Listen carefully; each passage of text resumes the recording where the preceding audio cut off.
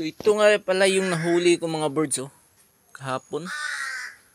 So ang laki na nga ang alimukon mga birds. So napakalaki niya. Yan Yan. At ang dali umamo. Yan Ayan.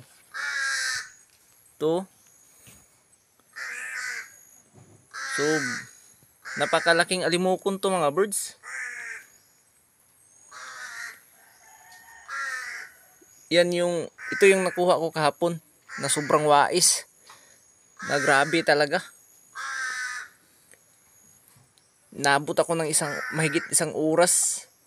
1 hour and 14 minutes bago nahuli. Bago dumapo sa pulot. So 3 bisis siya nag-attempt sa pulot. Akala ko yung unang bisis dadapo na. Kasi parang nasagi niya yung pulot pero hindi pala niya nasagi. So hindi siya pumatong. So sa pangalawang attempt parang gumalaw naman yung pulot. At parang akala ko na naman dumapo pero hindi pa rin. So sa pangatlong attempt na niya mga birds, kasi hindi siya tinigilan ng dala nating katian. Yun, timbog siya. So ito siya ngayon mga birds. Ang ganda mga birds, napakalaki.